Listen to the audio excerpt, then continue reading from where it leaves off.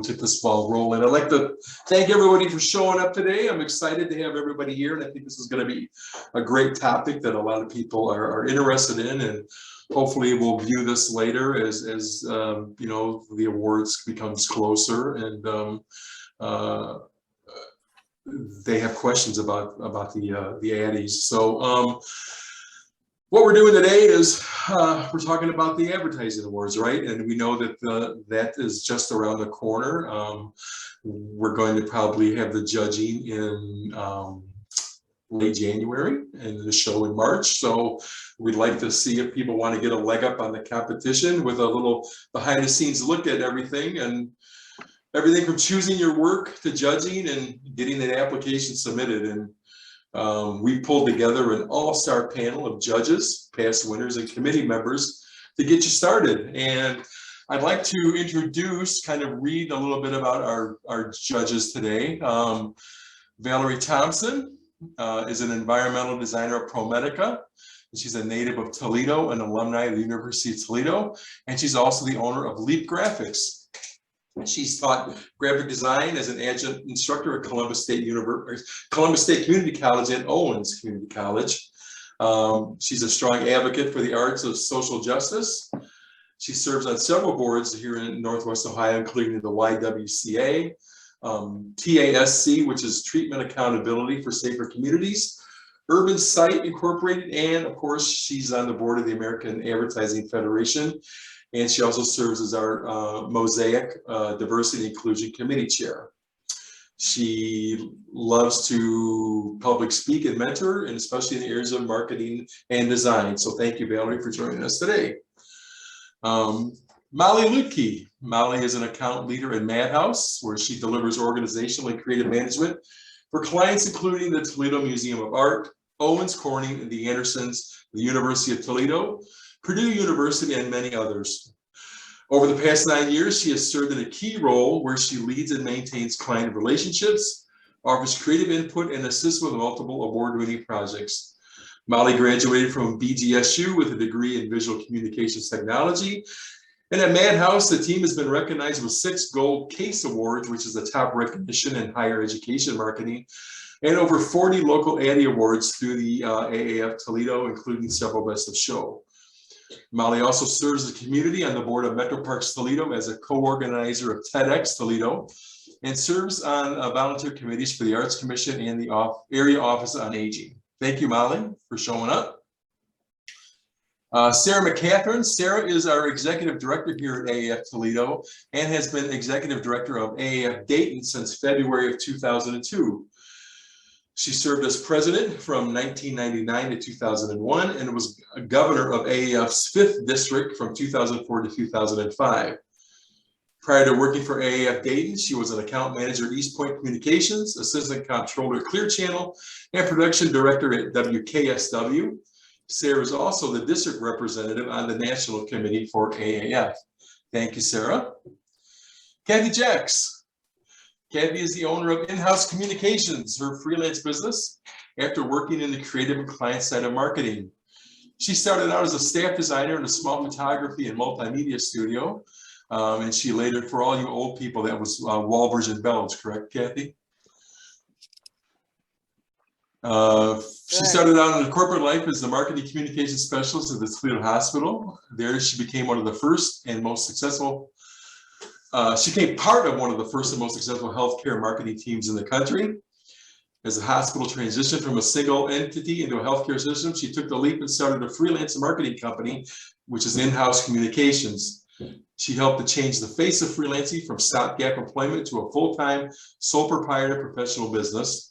And she was also a partner in the development of an online freelance referral system to help local businesses and agencies find the specialized talents they needed. She's a past president of AAF Toledo and served on the board for several terms, including ex officio. She was recognized nationally in Who's Who in healthcare marketing, won awards including Addies and the Healthcare Marketing Report Award for Excellence in Healthcare Marketing. And one of the AAF Toledo community projects she originated, Celebrity Fight Night, won 3rd place in the AAF National Club Achievement Awards. She's still actively involved in the community after serving on many boards, including Make-A-Wish and the International Boxing Club, and continues to donate time and services to many nonprofits. Thanks, Kathy.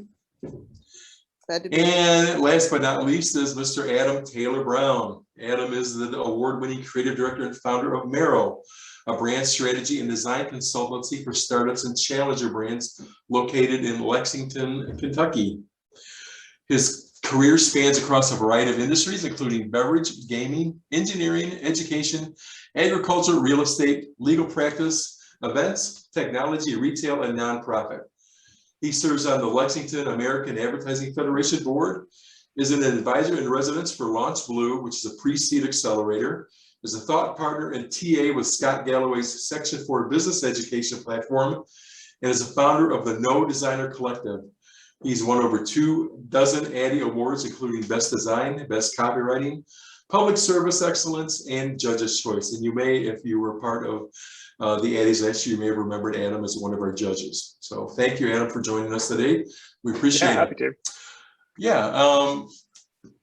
Some of the topics we wanted to cover today are things like choosing the right projects, how scoring works, which I know is a big question that some people have as far as how are the projects scored, submittal hacks, why invest the time in award and applications, Mosaic Awards, and tips for submitting. So I'd like to kick it off maybe with Adam. Adam, can you tell us how do you go about choosing a project? Out of the multitudes that you do over the course of a year, how do you choose the projects that you think are suitable or award worthy, I guess I should say? I mean, because, there are so many things that we do over the course of a year, and, not all of them you think you could submit or want to submit, right? Yeah. Well, frankly, I have an advantage over pretty much everybody in my local market because I judge so many of these things. I've got a pretty good idea for what scores well and what doesn't. Which maybe is a plug to get more involved with your local ad club to see behind the scenes so that you understand the process a little bit better, not in order to game it, but just to understand what's actually happening. And these events do a good job of that as well. Typically, though, I think the best way to go about doing that is look at the previous year's winners and then realistically ask yourself, is the quality of the work I'm submitting, does it hang with these gold winners? Does it hang with these silver winners? Now, something to remember is that every year you're going to get a different slate of judges. Some judges really, really like print work. I'm among that group. Some people are really familiar with how to create an excellent AV presentation. So if it's a commercial or a web video, they're going to be able to identify good work and bad work in a way that, frankly, I can't because I don't work with it as a medium as much. So bear in mind, your judges are going to be different every year. Different slate of judges would select a different slate of work typically, but see if your work can hang with the gold and the silver winners. That's a good way to start. Perfect. Any other panelists want to add to that at all? I'd also say too, what are you the most proud of? I mean, what projects have you done that you really, the client just told you that you knocked it out of the park, or it made a big impact when it was released and distributed. It solved the problem, or, you just go with your gut too sometimes, because I think that if you really loved it and people responded very well to it, then the judges might do the same. Mm-hmm. Yeah, I would add to that. I mean, this is maybe for a conversation later down the line, but I think what we found is that the projects that are the most difficult and the longest and the biggest investment aren't necessarily the ones that end up winning. So I think that we look at it as sort of just a celebration and an acknowledgement of all the hard work that our team has put in for the whole year. And so I agree. If the question mark is to say, I want to make sure that this designer knows that we think that this could win an award is equally as important. I mean, it's not like gaming the system to try to win an award, but I think it's more of a celebration of our team than anything else.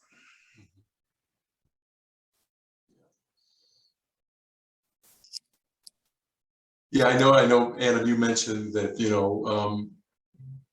there's, and I know that we have that issue sometimes here too. It's there's an issue of, video versus print, right? The interactive stuff, the video versus print, and sometimes you know, it seems like the preponderance of the last few years has just been its preponderance of video, right? There's just because it's just kind of this thing that is, and I think it makes a tremendous impact, right? To see video, but on the other hand, there's people like Melissa Werman, who's on the call here today, who does incredible print work, right?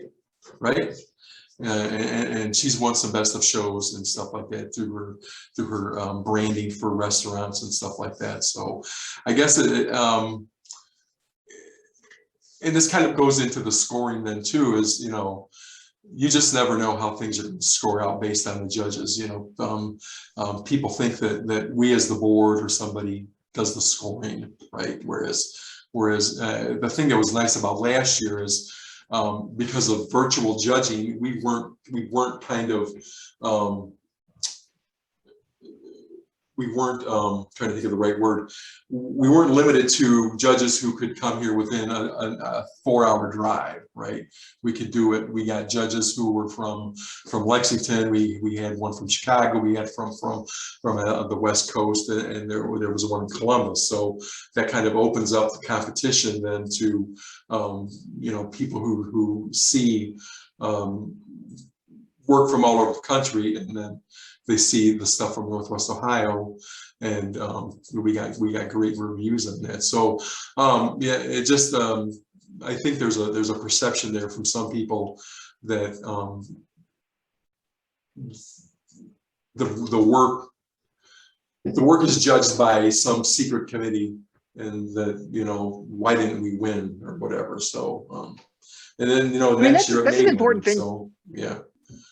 So go ahead. Scott, I remember, and this is going to shine a negative light on my club from years ago, but screw it, we're here, we're all friends and family now. I remember early on when I was in the Lexington ad club scene, I attended an Addie's, and there was a guy who was sitting behind me and my wife, and he was totally sauced. I mean, like, just imagine a big greasy guy reeking of alcohol. I couldn't tell you who he was at this point, but I can describe him really well. And they were announcing the awards for some piece and or some category, and he won a gold. And he started laughing, and he leaned forward and he goes, "I submitted this last year and I didn't get anything, and this year I'm a gold." You're not supposed to submit things 2 years in a row. You can't do that. So he definitely broke the rules, and somebody didn't catch it in time. So preface it with that. But the point is that generally about, I would say 10 to 20% of entries are always going to be objectively considered the very, very best. But then there's like a lot of wiggle room depending on the preferences of the judges. You know, like I said, what they're looking for, can they notice technical issues that other people can't? Generally, clubs are going to try and select from a wide range of judging professionals so that you've got someone who's an expert in branding or print, someone who is an expert in interactive, someone who is an expert in video, so you get a well-rounded sampling. And typically, once judges come together to decide their best of show category or their best of show winners, you start to talk about that, and people can surface these objections and highlights and kind of mold the overall show best of winners really nicely that way. So don't get discouraged if you don't win. A lot of it, gosh, it really is. It is kind of luck in some cases. Well, and it is a subjective competition Sure. based on that team of judges. So if you had a separate team of judges, it might score completely different. And I've seen in the Dayton market, we had one year that one agency swept about everything, and for a particular client that sort of fired them, so it was sort of a FU to this client, but what a good story. But it won, I don't know how many awards. It won nothing at district, because again, it was a separate team of judges. So it is subjective. Yeah, I mean, if you're hanging your hat as a client relationship on, the client is hanging his hat on how well their project that you as a designer did for them at Addie's, you know, it didn't win and you get fired for it, then I don't think you need them as a client most of the time, right? So, Well, okay, that was, yeah, that kind of leads us into, then as far as this, you know, we talked about scoring, how does scoring work? And Kathy, I'll kind of bring this over to your purview, because for years you were, you know, as part of the judging and the scoring team, the final scores, getting them from the judges and everything. So kind of walk us through how scoring works and how, you know, once that scoring is done, then how things are chosen as far as golds, silvers, bronzes, and you know, I know judges' choice are kind of, you know, subjective as the judges' choices, but and the best of show is the same. But how do golds and silvers and bronzes work as far as scoring? Well, basically, when we begin judging, everything is laid out for the judges to view, and by category and by, you know, so if it's a print piece, black and white, you know, then it's judged among those categories. Each judge has a scoring sheet, and Is that all done printing? the ranges Oh. of scoring go Oh, from can you grab the thing? Okay, I'll start the next one then. Okay. Well, I'm on my thing. Sarah, can you mute? It's the last one too. Oh, I'm sorry. Anyway, each judge has a scoring sheet, and we've got it broken into categories where, you know, 190 and up would be a gold, roughly, and, you know, on downwards. They're given sort of a guideline as to what these things mean. We're not saying, is this a gold? We're actually saying, is this the best thing you've ever seen? Is it creative? Is it, you know, is it, gee, I wish I had done that? Those are things that will help the judge decide, you know, where to put this in the category. Was it effective? Did it do its job? Is it communicating what it's supposed to? Because remember, these judges are seeing the piece and they know the category, and the piece has to talk for itself. It has to present the creative, the copywriting, the photography, whatever it is you're trying to express. That's where you put that category. So then once the judges finish each score sheet, they hand it to, usually it was me. There's an online software run by AAF and that we all use, every club. We enter the scores in there, individual, each judge, and we make sure that each judge's scoring is allocated to that judge. The computer then tabulates, gives us an overall score, and ranks it.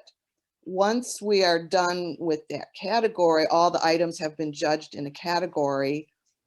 We generally will present to the judges. Now, these are the ones that scored high. This is, you know, these are, you know, where the scores were, and we put the top of them, of that category in there, and ask the judges to review and think about it. You know, is this what you wanted to score? Is this where you want to go with this? That helps us to, and they get the chance, as Adam was saying, they get the chance to discuss, you know, because somebody likes print, somebody, you know, thinks, well, wow, but the copywriting is really awesome on this one. So it's really going to depend a lot. And those discussions are very valuable. Sometimes it'll change mine, sometimes not, but I think we arrive at a really fair and a really fair score that way, that all the judges feel, yes, that's an appropriate score for that item. So from that, now we know what all the scores of all the entries are. And we know approximately the allocation of awards. And it generally works out to be about the same, a percentage. And this is just because of the way it works. It's mysterious, I don't know, but it always seems to be like the upper 10%, it will be like a gold. And then on and on. You don't want everything to have a gold. You don't want nothing to have a gold. So it really is interesting how it sort of balances out. And once those are final, then we say, okay, this is the fine. Here's all the golds you chose. You know, are you all happy with this? The judges review once again and can discuss. And sometimes they change scores. Sometimes they reduce the score because they maybe, as they've gone on judging other categories, they'll find something that might be more deserving of a gold than what they previously thought. So as judging goes on, it might change a little bit, but the basics are still there. There are still going to be pretty much golds.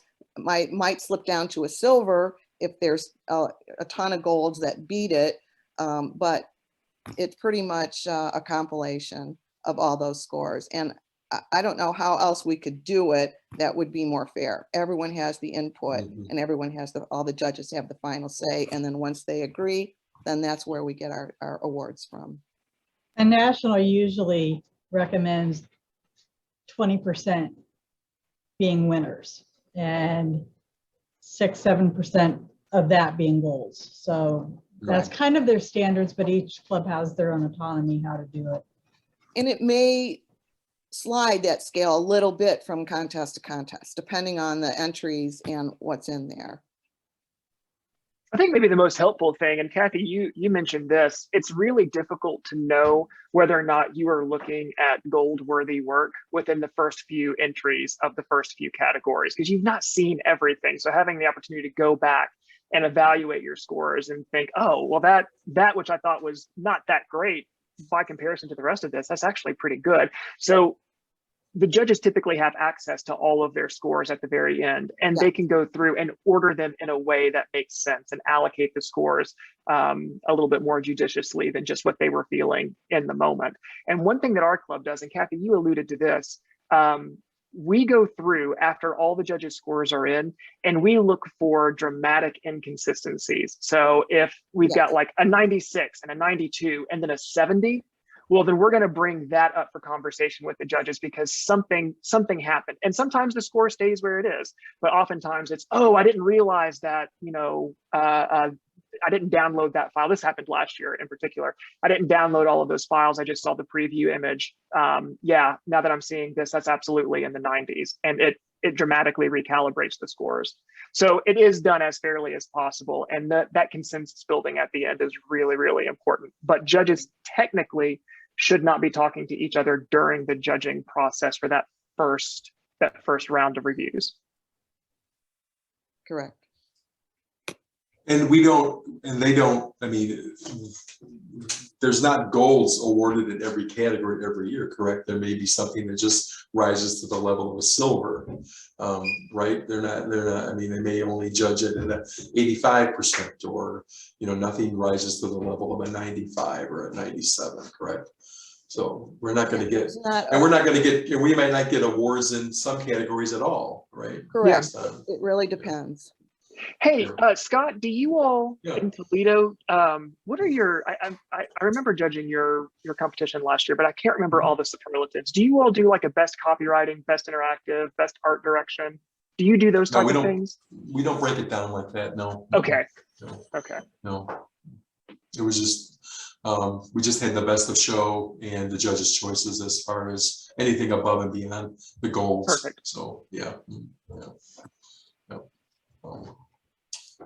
Any questions on scoring at all? I mean, if you have something, please put it in the chat, or we can answer now. We can move on. If not, who all else in here has been a judge besides me? Is there someone else? No one. Okay. All right. I'll give you one last interesting tidbit. Melanie Dunn has been a judge. She's not saying anything, but she's been a judge. Oh, good. My dog's barking, but yeah, So, Melanie, have you ever given a score less than a 50? It's been some time. I only did it once, and I honestly couldn't tell you if it was less than 50. I know that there were some that I think that Canton, they kind of gave us the direction of we don't want to go lower than a certain number, but I don't remember what that number was. So maybe that a 50, or I swear it was maybe 30s. I have never given a 0, but I don't think I've ever given 100 either. Maybe I have, and I just don't recall. Typically clubs will ask you to keep it within a certain range of numbers. There have only been a few things that I've ranked lower than a 50, and it's because they simply should not have submitted. It's not mean-spirited, but very rarely does that ever happen. Well, Dayton, when I send out the instructions to the judges, and we score 0 to 50. So we'll say 40 to 50 is what you consider the best, you know, and so on and so forth. And then 0 to 10 is sort of, why did they even enter this? Is kind of the instructions we give the judges, just so that they know that, okay, this is what they're considering the best. This is mid-range. This is, this is, you know, so that's kind of how we. And good clubs will give a description of the market as well, because, you know, trying to judge whether or not something is a gold in Chicago is very different than trying to judge whether or not something is a gold in Lexington. The scope and scale of the work that these agencies are doing are vastly different. So good clubs will almost always provide some information about, about what their market is, so that you can fairly evaluate the work in that market. Well, and Adam, and I'm probably going to tap you for a judge, by the way. But anyway. Oh yeah, I'm coming back to Dayton, baby. Let's do it. So anyway, like a lot of, and that's a great point, because a lot of people don't realize in Lexington and Louisville in particular, they don't understand all the horse stuff, you know, and how, oh my God, that influences pretty much everything. So we had a year where horse stuff just won like crazy. And to hear that, so I was in the room when the judges were talking about it, and we recognized that we had not done a good job setting expectations. You're right, Catherine. And these people were like, this horse stuff is just so fantastic. And we love it because they had never seen it. It was so novel to them that it got a little over awarded. So you're right, we had to include that as information. So you're going to see lots of bourbon, lots of beverage, lots of horse, and lots of tourism. And that's going to be a big lion's share of the work you'll see. So be aware of that coming in from the outset. I have a question about scoring as far as the student work. Are the students held to any type of different standard as far, you know, because obviously they're not professional, right? They're students. Obviously, they still want to produce good work, but are they held to any type of different, I mean, just from a thought process, that they are just students and they're just starting out? And is there any type of, I don't want to say lower standard, but a different consideration as far as when their stuff is scored? When I don't know if anybody can answer that or not. Scoring, it has been a little bit different because we realize these are students. You know, they're not really working for a client. They don't have the results. You know, it's a totally different thing. But the creativity, the design, the, you know, the writing, that still is judged on its own merit. And, you know, we still have standards for the students. We don't let them, we don't just give them a goal just because they're students, you know, but we will award appropriate talent. I will often see that the work that's being submitted by students is being submitted because of some technical prowess that they're exhibiting, because a lot of these assignments that they've been given are to, you know, practice typography, practice photo editing. And so we're evaluating more on did they technically use the tools as well as they could have. Every now and then, and it is a rare exception, you see a tremendously creative submission that even if it's not executed as well technically, is just levels beyond where you would expect a student to be. And I will always, almost always in student competitions, favor that level of creativity over technical execution of a project. Not always, but very, very frequently for sure. Because it's just so rare, you don't see it. Right, yeah. Cool. And then, Molly, I'm going to ask you this. Why do you think designers and copywriters and creatives here in the area should invest in submitting stuff to the awards? What do you think that does that bring a certain cachet, or what do you think? Going back to a little bit about what I was saying earlier, I think personally, it's a really great way to gather all the work that like a laundry list of the work that you feel proud of for the year. So I think if anything, at least for us, and I think probably for others, it's a great way to sort of reflect on the work that you've done for clients over the past year. And I know at least at Madhouse, you know, we have different teams working on different things. And I don't know if everyone in the building is even aware sometimes of some of the stuff that we're doing. So I think it's a nice way to reflect on that. I do think that clients, we at least before submitting anything, we reach out to every client and let them know that we're submitting it. And I think that clients feel good when you feel like your work is award worthy, you know?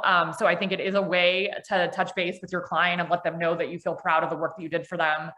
I mean, I think largely for us, it's also a way to support the club.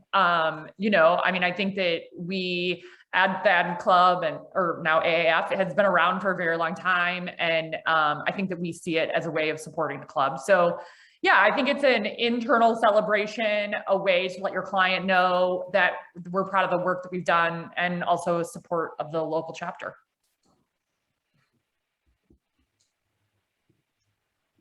Yeah, I think that I think within the last, you know, it kind of as far as the at least firms and the agencies here in town submitting stuff, it kind of ebbs and flows, right? Between some years, there are some agencies who won't submit for 3-4 years, and then all of a sudden, the next time, you know, the following year, you'll get, you know, 15 submissions from them. So I guess it's just a matter of whoever is making that decision on what they're going to participate that year in the club, as far as the awards and everything. So and not every project that you do is going to turn out to be, I mean, let's face it, we all have some stinky clients and we do some stuff that we're not necessarily 100% proud of. So, you know, you don't want to submit all that stuff, but there are legitimate projects. So, and sometimes you just don't do something in a year that you feel, you know, maybe makes the cut. Yeah, I mean, and also, go ahead.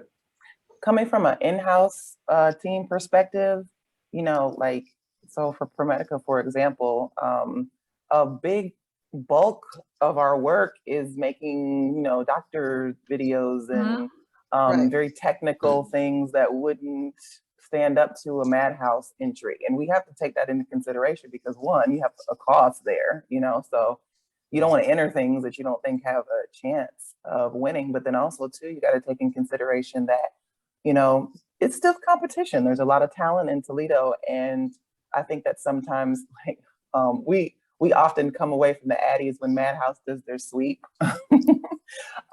We often come back to work on Friday kind of like, you know, there should be an in-house team category, you know, I agree completely. Yeah, for the organizations who don't have this big budget and these cool different clients to work with all the time. You know, we're making healthcare collateral for the most part, but we do get to do things here and there that we are proud of that are different, you know, and allow us to be a little bit more creative. But at the same time, I think that there is you have to weigh your stuff against your competition, even if you're proud of it, even if it was clean and done well and all of that. Is it going to win? That's ultimately what you're thinking about when you're going through your catalog. And oftentimes, a lot of organizations, we're just doing what we need to do every day to run our organization.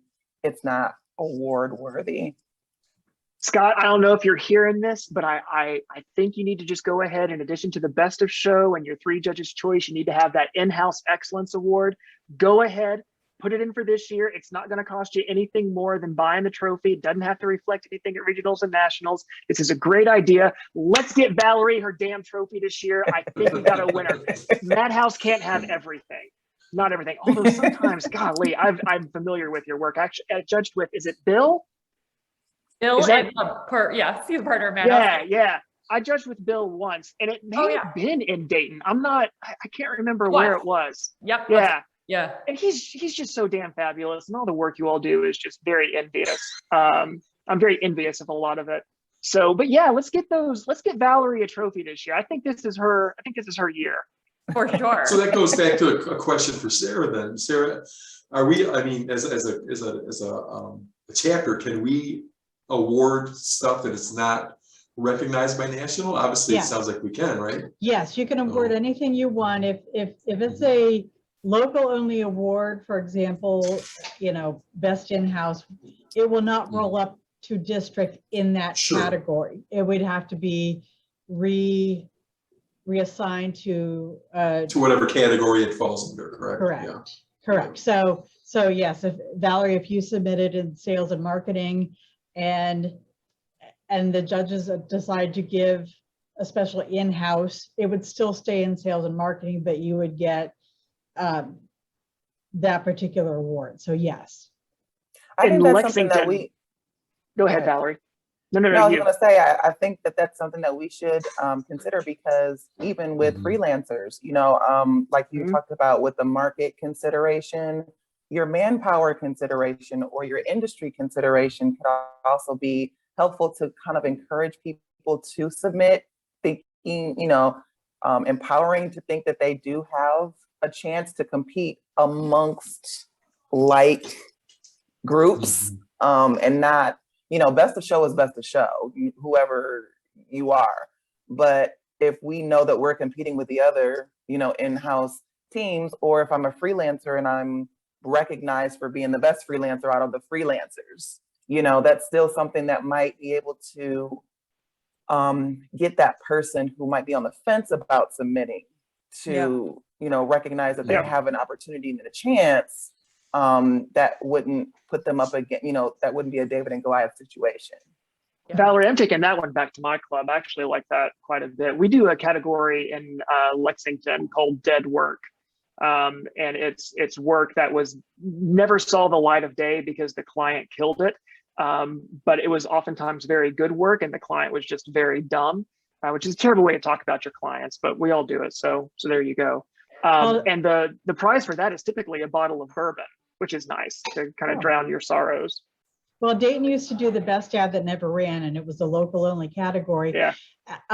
They did stop after a couple of years back because a lot of agencies said, we're not going to enter this because we want to kind of keep this work in our back pocket in case we can use it for another client. So that kind of petered out. It was great revenue, but it just sort of petered out. But I mean, it could always come back, but I do like the in-house idea. That's a great idea. And the freelance category as well. I think that's very, very clever. And that also encourages more membership among your freelancers as well, who may not feel like, they belong in an ad club.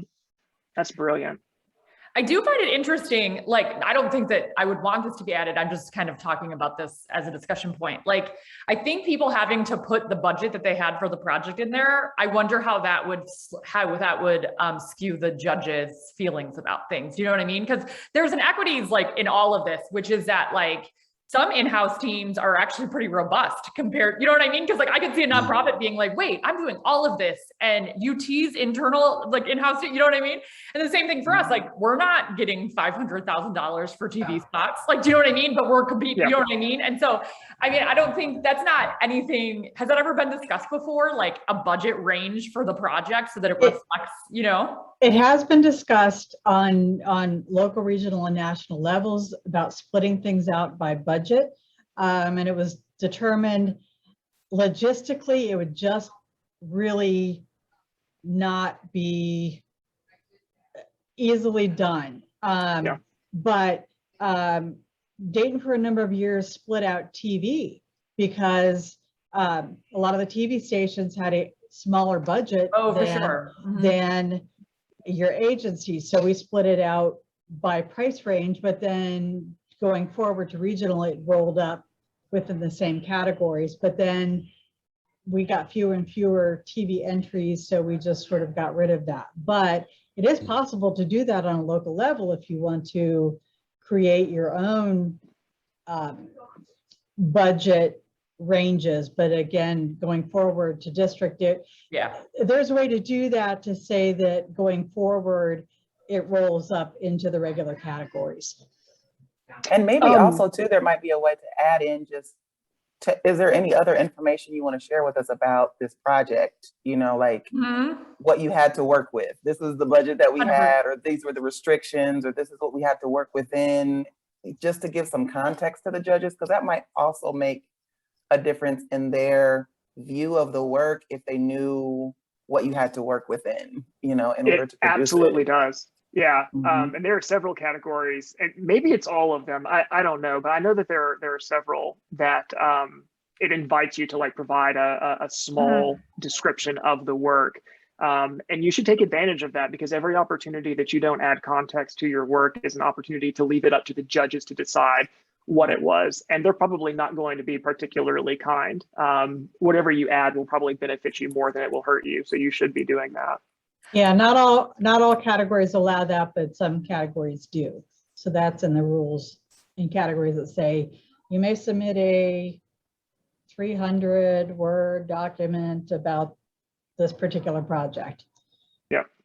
Yeah, I've always been curious how that factors in, because I don't know, you could look at this as being like somebody should be judging this on if it's a technically good design, or like, do you know what I mean? Or technically good.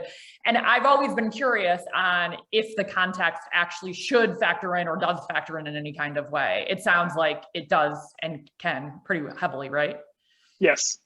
I think so, especially because this isn't just like fine art or painting. This is the advertisement. Yeah. So that also plays a role in like problem solving. Yeah. It's more than just it looking good. Did it hit the right factors? I mean, even including details about how the ad did, how the campaign did, what the results were. Did it reach people? I think that also probably would be important information for the judges to know. Well, Well, I think that unfortunately, oh, go ahead, Scott. I think that kind of goes back to kind of that in-house stuff too that Valerie was talking about, because I'm an in-house, creative director, and my stuff is mostly B2B, right? So I don't reach the public really. I reach our sales team and all that stuff. But if we designed a piece that, increased the sales of a new item or an old item by, tenfold, and it's a good piece, it did its job. But when I'm putting it into competition with something else that maybe reached a huger audience, right? I think that needs to kind of be, I'm biased obviously, but it needs to kind of be taken into consideration as to, it did its job, right? It just didn't reach, 8 million people or whatever, as far as a national or regional campaign. It reached, 500 sales guys or whatever who then sold the crap out of it, right? Well, the thing about this particular competition is, in a sense, it's a beauty competition, and Right. And so efficacy doesn't really factor in, as it does say on the Effie Awards, where you do have to prove, or IABC's Quill Awards, where you have to write a book on how effective this particular thing was. We show the work, and that's kind of it. So, and Liz's question, as far as categories, there's really not a process per se, but if you're wondering where to put certain work, the categories have the definitions, but if you always have any questions, where should it go?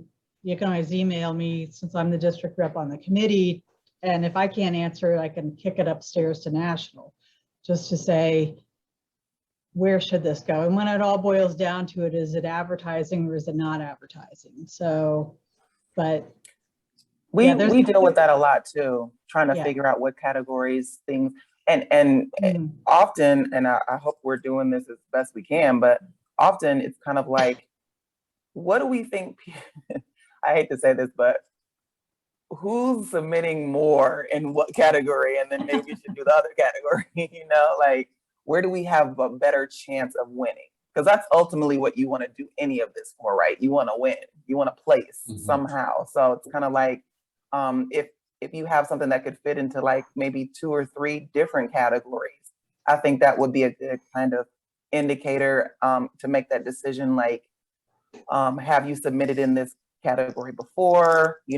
Looking back at previous winners' work, like Adam said, I think is a good kind of, it gives you kind of a idea of what pulls out best in that category as far as winners go. Even if you look a past couple years back, who's been placing in these categories and what have they been winning for?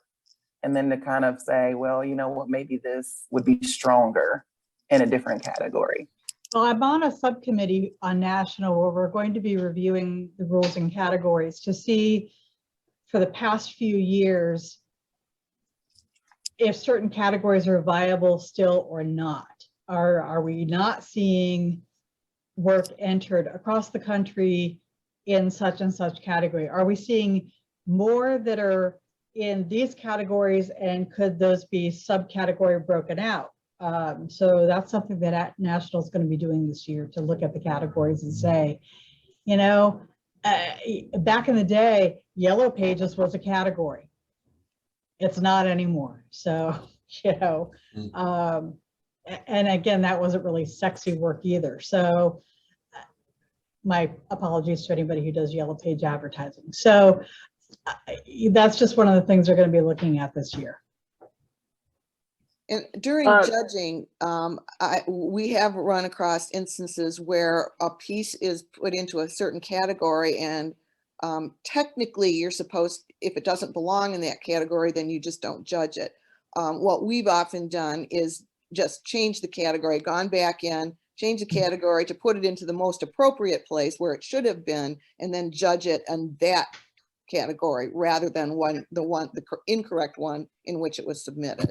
And Well, that's hell, how you that benefits the should do it. club. I mean, especially if it's Well, a small yes. club, to just go the extra effort to put it where it belongs rather than just disqualifying it. I have never seen a piece be I've judged probably 12 different Addy competitions.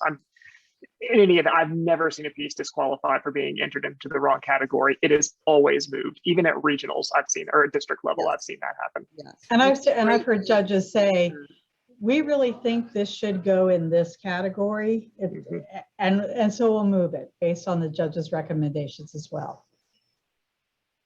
There's a good question in the chat from Sally. She asked, from a judging standpoint, how do you determine which entries stand out? Can you talk about your process a bit to help an entrant understand your mindset? And this is a good question, because I think one of the craziest things about advertisers is that we know how to sell things to consumers, but we don't know how to sell things to judges. And maybe it's just because there's that veil of secrecy that you don't really know how the judging process works. So how do you create content for 3 people who you don't know, who may be from widely disparate backgrounds?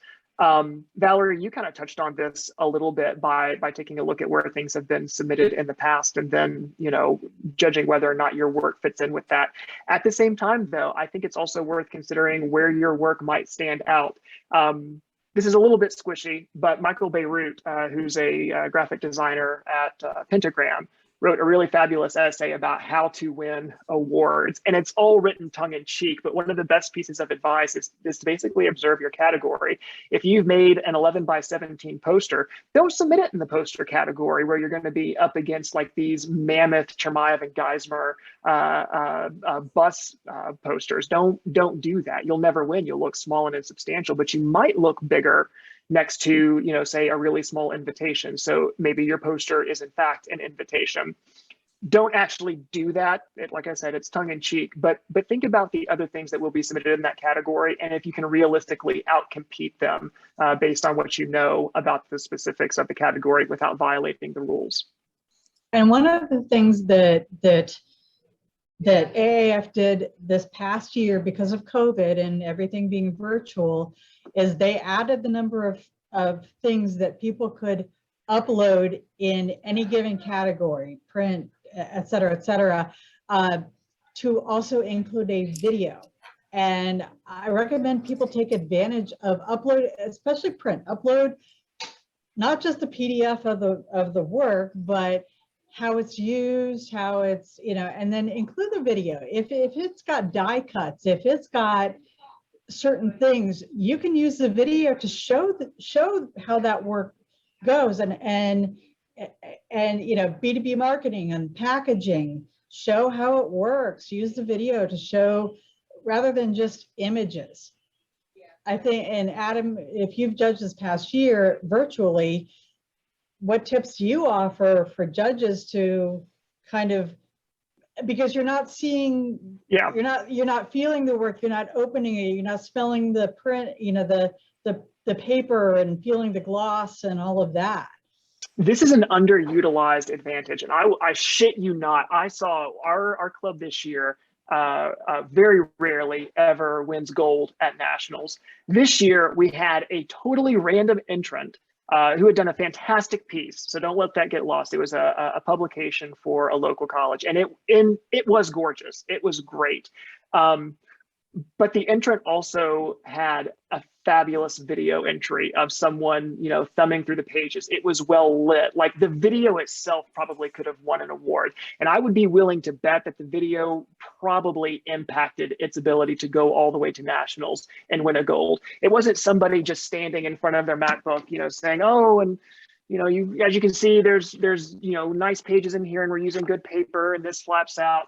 I mean, it looked like an artfully done video, and so the context with which you display your work matters substantially. It informs the judge about the level of care and quality that you put into the piece itself, just by how you film it. So if you're going to do that, don't undermine your efforts by getting your iPhone out and just, you know, slapping together a quick couple of shots. Invest the time and or resources into getting a professional video of your work done, because the lighting matters, the framing matters, the music matters. All of that informs our opinion of the piece. Whether it should or not, it does. Yeah, that's what I was going to say earlier. This is the obvious statement, but I think that in my experience, I've never been a judge, but certainly when we are trying to determine what to enter, the question mark of like, without knowing anything about this project, are the judges going to have some emotion, some reaction, emotional reaction to this piece? That's why oftentimes design and interactive stuff is at a complete disadvantage over video in my mind. And I think that it's just, and I actually believe that that's one of the reasons Melissa has been so successful, is because her design work is innately, like, it does create an emotional reaction, even if it's just on paper. So I think that, I mean, I personally feel, because obviously NatHouse enters a crap ton of video work, but we do also do branding work and interactive work, which doesn't nearly get awarded as much. And I think that that's because one time we won an Addy, a pretty, like I think a gold Addy one time for a website that we did for the Andersons, but there was video at the top of it. Like it was like in the header, it was like very slow-mo, you know, that we shot. And I was like, okay, well, that's sort of probably the reason it won something. But I think that you're right. Having our challenge, of course, everyone team's challenge, I imagine, who would agree, is that putting together a video just to enter an award is a significant amount of time that we don't often have. But I will say we've been trying to shift our mindset that, like, well, then we can maybe use that video to include it as like a case study on our website. Like, you know what I mean? Like if there's more 100%. Ways that we can get leverage out of this, then it might be more worth it. But I think that that's our biggest challenge. And I would imagine most people's, which is like, it's simply that we don't have a ton of time to be able to do that. But I would say that, like, everything in my mind is like, will someone feel something from this? Whether they're laughing, they're crying, they feel inspired. If it doesn't hit those categories, it is a tough sell to have it win something. I just think that's the truth. I don't know. Absolutely. Well, I'm not a panelist or whatever, but since you said my name, I will say my winning equation has been exactly what you said. One, either something that evokes emotion or like transports somebody to something, to a different place or something. Or number two, if it's weird as shit. Like I went at districts because I took a Toledo opera, like took this like engraved like Renaissance woman and put a bird cage on her head. Like if it's, and Adam last year picked my piece as judge's choice. Hell yeah, it was so weird. It was good, like, Melissa, yes. But it was like so weird. And that's what you said. And I was like, he gets me. I'm weird. I do weird stuff. I like push the boundaries. So when you look back at past winners, yeah, see if it's the same quality, but also see if it's something different that they haven't seen. Like, don't forget that. If you haven't seen it in the books, that doesn't mean that you should not submit it in the least. In fact, it might mean that you absolutely should, because people have not seen that before. So, Melissa, do you know what I loved about your piece in particular? Since we're talking technical stuff, I know I've told everyone how great this piece is before, but I'll tell you specifically for the benefit of everyone watching. It was your pieces. I think you submitted multiple pieces. I just remember the one, but it's a very thorough exploration of what you did. Now, when you're submitting a brand, like there are lots of different pieces and components that you could submit for that. It's not just the logo, right? It's the entire entry was fleshed out. You provided the context and it spoke back to the work itself. And so it was just a really well done entry. And I think we sometimes get so caught up on thinking that the merit of our work is intrinsic. We should, judges should just be able to see how good it is. It turns out most judges are dumb or at least easily persuaded. And what they need is for you to hold their hand and walk them through all of this incredible work that you've done and show them that it really is great, because we can't see it. Oftentimes, I will spend less than 30 seconds on an entry, unless it's a video, in which case I've got to skip around a little bit or watch the entire thing sometimes, which is really painful when they're 30, 45-minute videos. But we're not spending a lot of time with it. So you've got to do the work for us. Walk us through it. And it might also be helpful too, to the comment about the time to do the video. It might be helpful to, when you make something that you're proud of, go ahead and start to document it right then. Don't wait till Addie's time, because like you said before, you can always use that video for something else. You always can use it for portfolio purposes or case studies. It might be in an annual report for your organization or something like that. So I think that I'm challenging our team internally here. We added in our project management software a task that says, if this is Addie's worthy, check this box. Then at the end of the year, we have a report that we can run that pulls all of the projects that we thought were good enough. So we don't have to go, because I'm telling you, this is as big as ProMedica is and as much as we produce all the time. When Addie's time comes around, I say, okay, it's time to submit. What has everyone done that, we think can enter? And everyone's just blank stare, because we do so much stuff. You forgot what you even did earlier in the year, so keep track of it as you go. And Smart. Whatever would help to support your entry, make sure to just kind of capture that before it passes by, while you're still excited about it, and while all of the people, are patting themselves on the back because you've finally wrapped it up. Get your description together quickly of what it was or what it took or what the impact was or what the budget was. Grab some video real quick of the people who are involved in a couple interviews or something like that, because that will help to not have to have all that work come crashing down on you come Addie's time. I know some agencies that at the beginning of the year will start a bin and put a sample of everything that they do in that bin. And then at the end of the year, they could sort through it and say, yay, nay, but they already have it. A sample of everything there. Good idea. And they start a spreadsheet too of all the work, and hey, this is a video, this is print, this is, and then they refer to that. I think this is great because this kind of organically got into our topic of submittal hacks and tips for submitting. And, I think being the chairman of the committee, I think we'll really need to push out the fact that, yes, you can submit more than the entry, right? You can submit supporting documentation, be it video, be it whatever, to help kind of put color around this piece, because obviously being virtual, I think those pieces need all, especially print pieces, need all the help they can get. And I honestly didn't even know we could do that. So that's my bad, is being the committee member, not knowing the rules back and forth. But sometimes the rules are written like Chinese stereo instructions anyway. So it's like you don't know what all is in there. So I think we definitely need, as a committee, to get that out there to explain to people that you just don't have to submit the piece. You can submit all this other documentation to help justify your thinking or what it did or how it succeeded or whatever. So I think that's awesome. So and I know that, submitting some of this stuff virtually, we have to look at how's the photography of the piece, right? Does it look good? Did you make the piece look as good as possible? Or is it just kind of, you shot it, even though an iPhone is great these days, you just throw it down on the counter, and shoot it, or did you spend some time with it? And, you know, unfortunately, a lot of this, you know, they could, you know, we could put all this out there, and nothing against anybody, but we can set a deadline of January 14th for the deadlines to be due. And most people don't start thinking about it until, you know, January 10th, right?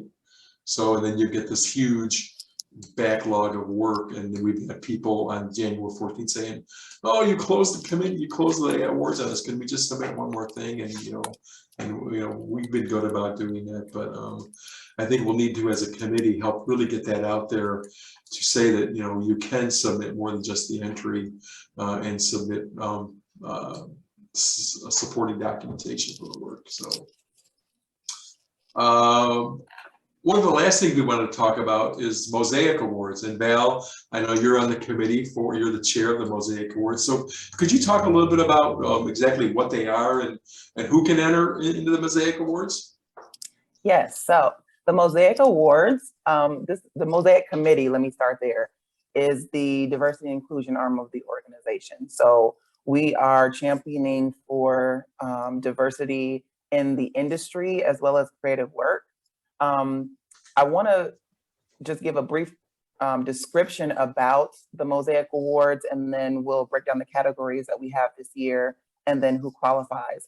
So basically, we're recognizing agencies and individuals whose D&I work is evident in their creative works and then also in the industry itself.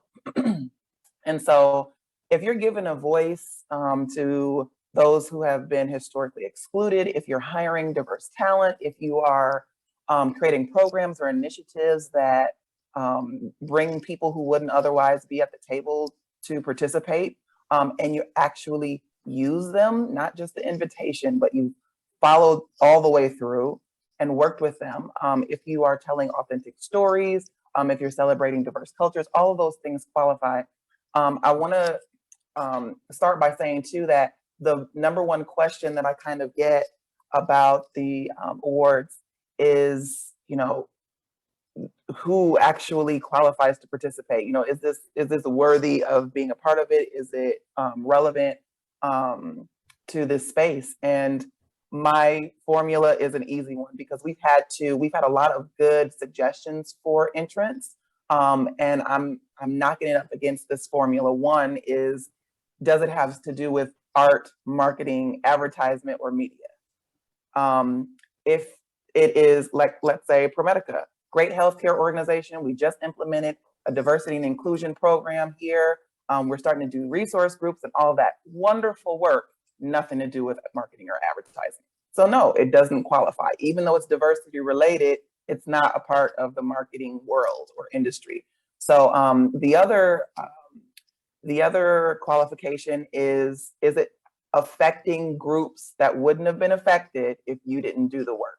And that's, to me, what diversity, that's a good definition of diversity and inclusion is. Like, are you reaching and affecting groups who have previously been left out or excluded or discriminated against, marginalized? You hear all those types of words. If your group falls into that category, they don't have to be the minority, you know, Black, Hispanic, Muslim, Asian, you know, it could be disabled, it could be veterans even. If you have a group that has been left out historically, and we all know who those people are, you know, if you really think about it, if you're working to include them and you're actually creating some sort of result, that is the other stipulation. So having to do with marketing and affecting a group or diverse groups that wouldn't have been affected if you hadn't done what you did, is kind of the qualifying formula. This year, we are awarding in 4 different categories. One is multicultural talent in advertising, content creations that's basically using diverse talent behind the camera and in front. So there's your directors, writers, producers, musicians, actors, models, voiceover. If you're purposely looking outside of traditional groups and going for people who hadn't been included in the past, and you're using them purposely in your talent. Examples, you put on a you create a campaign and you purposely seek out a minority-owned writer or director to help you with your campaign. If you purposely reach out to a graphic design firm that might be, women-owned or something like that, that has a diverse group at the table or is a diverse person, and let's just call it what it is. When we say diverse, historically, a lot of the talent has been white, has been male, has been straight, right? So you look outside of that description and you're getting into what we would call diversity. So bringing other people who are not that into the mix. Most promising multicultural student is another category. So basically any diversity efforts related to the marketing industry done by a student. We have an educator category that's very similar, just looking at a teacher as the winner for that. And I also want to say too that teaching doesn't necessarily restrict itself to just being in a classroom at a school. You could have a workshop, you can host a virtual presentation, you could be on a panel like this. I'm teaching as I'm talking right now to you. So there's flexibility in some of these areas to expand your mind and think about how else you could qualify, just like kind of how we were saying before about, can your work fit in multiple categories? Well, a lot of times diversity work can fit into multiple executions. It doesn't just have to be this formal setting with a classroom sized group. You could tutor someone, you could mentor someone one-on-one. That's still a teaching effort. Our Mosaic Champion Award is kind of a catch-all. So if you're championing for diversity in any way, shape, or form, normally multiple ways is the way that you would qualify for that particular category. And then I just wanted to bring up a couple points too. Those categories that I just named are ones that you have to either nominate yourself or have someone nominate you to win. But then there are also Mosaic Awards for creative works. So if your video or your ad or your campaign hits these types of efforts, you're purposely using or other groups in your production or execution of your campaigns, or if you're purposely using people of color or people with disabilities, you're creating campaigns that feature those people, or you're telling their stories. Documentaries also can really tug at the heartstrings with that. A lot of people are doing things like that now, especially within this last year, 2 years, that are telling stories that haven't been told before. That sort of work also qualifies for Mosaic Awards just in our submission categories. So we have, for those creative works, Mosaic Media Image Award for realism. So telling true stories with documentary or TV content or film. Media Image Awards for innovation in storytelling. So you could do fiction or non-fictional content. Mosaic Media Image Award for advocacy. So if you're creating something that brings awareness to a cause or effort.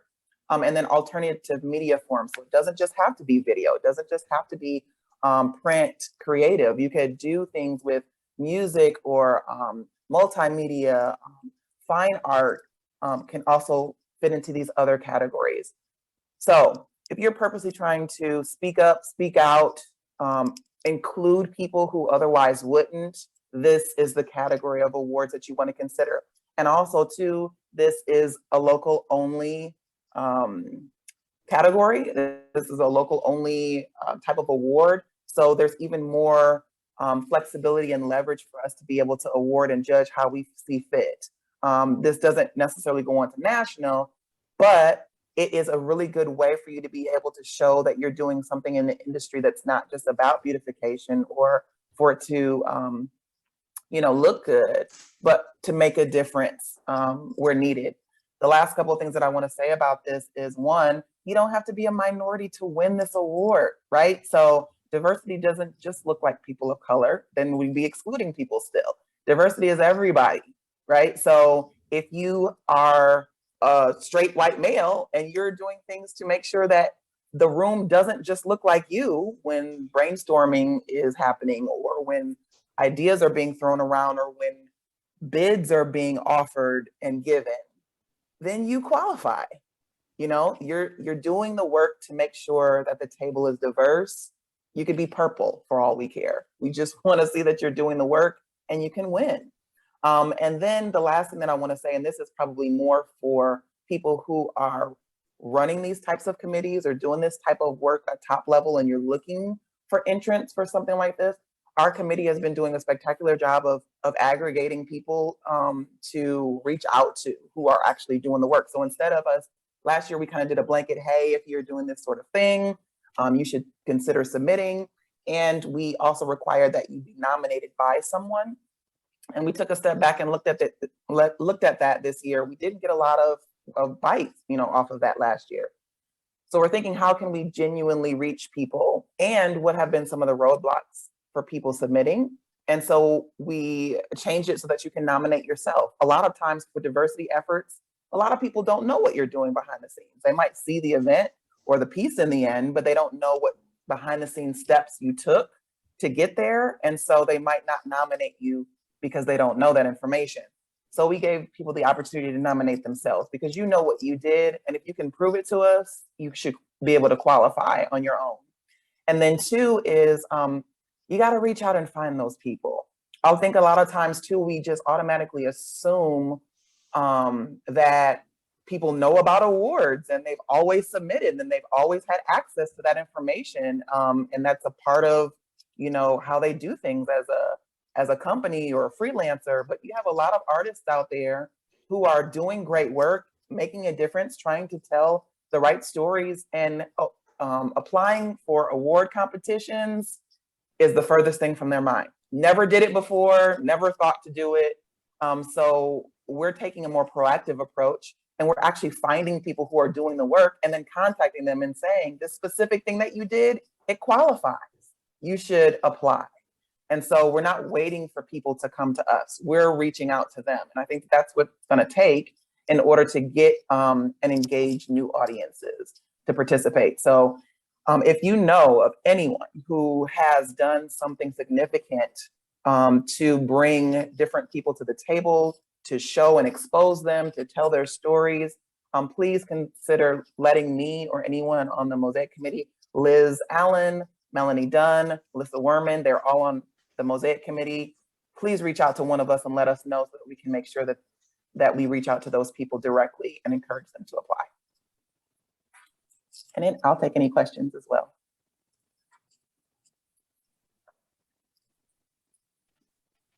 I'm gonna send this video, just this section, to my club, because I think this would actually help our board understand more about what the Mosaic Award is. That was excellent, Valerie.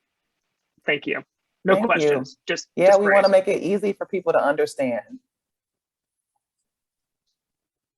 Yeah, I think what the one thing you said is might be a misunderstanding a lot of people have where you said that you don't have to be a person of color to enter something, correct? When you say diversity or inclusion, I think a lot of people automatically think that, well, I am a old white guy, right? Or I fit the traditional mold, right? Which I do, Mm-hmm. but I think Nick Amrine won last year, right? Yes, he did. He's a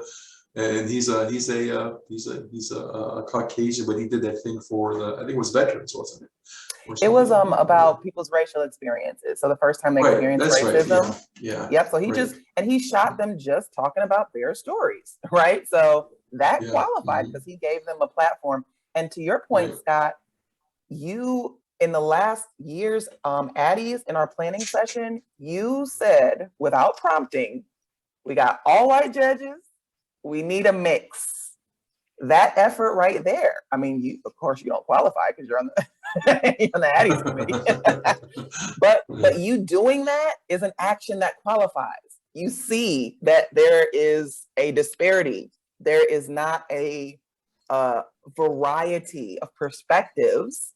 So you did something to change that, and then you followed through on that change. So that is it. That really, at its simplest form, is really what qualifies you for that award. And that to me is something that people are doing not just all the time, but more often now, and not really realizing that qualifies them. So that's where we're trying to get to make sure that people understand that those little decisions is what's going to make the difference in our industry. It's not this big, huge policy change and all that, although those things will qualify as well. But like, you know, if you look around and say something's wrong about this, you know, we want to change it, and then you do something about it, that's it. It'll fall into one of those categories, I guarantee you. I think the hesitation, I mean, obviously, the hesitation seems to be that congratulating yourself on something like that feels uncomfortable and icky. Do you know what I mean? Like, Yeah, I understand. sure, I'm going to be the person to raise my hand and say it's all white judges, but the fact that I'm just doing that for the first time in this past year feels right. I mean, like, that is the challenge, which is like, I think that if anyone has been paying attention at all, I would argue in the past 5 years, then you will have been thinking about this more critically than you have in the past. And I think that I'm only going to speak for Madhouse, as a overwhelmingly white agency, to say, yeah, we've told Black people, we've told Black stories, we've centered Black people in the things that we're like, if like, those are all things that like, we have to be doing that consistently all the time and should have been doing it sooner. And so to submit ourselves for an award to get celebrated for that feels super uncomfortable. You know what I mean? Understand. And so I would say that like, that's probably most people's hesitations. I think it might be that people misunderstand what it is. I also think it just feels, and so, I mean, I know I've talked to Liz about this as well, like having someone nominate you feels a little bit better, right? Because then you're not the one giving yourself credit. Sure. But to your point, you're right. Like, why would anyone else at another agency know or care about what we're doing over here? You know what I mean? So like, it's just it's a weird spot, but I think that your explanation was super wonderful and helpful. So I appreciate you taking your time for that. Thank you. And I really feel like, one, just how you were saying about looking back over your work for the year, being proud and choosing what stood out to you as showing teamwork and all these other things. Be proud of your diversity efforts. Be proud of your changes, no matter how small, because I'm telling you, it's the simple steps. I was having a conversation with somebody the other day, and if we think about anything that has changed racially for the good in this country, you have to look back at the origin. It was a couple people. A couple people came together and said, we're going to do something else. Whatever the very next step was, it had to start with the very first step. And that first step wasn't a march, and it wasn't a protest, and it was just a planning session or a brainstorming or talking about it.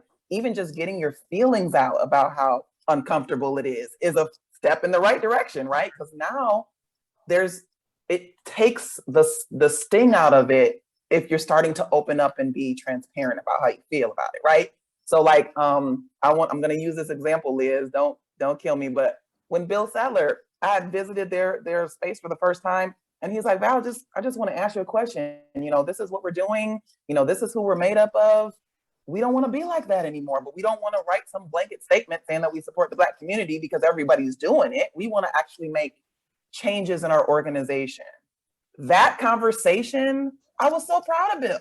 I was so proud of him for having the balls to step up and say, hey, we don't know what to do, but can you talk with us about it? Yes, because why would you be expected to know what the solution is? You know, I mean, from night to day, you know, it takes time, it takes conversations, and you don't want to do something just because you're pressured, you know, from society to do it. You want to do it because it's going to be best for your organization.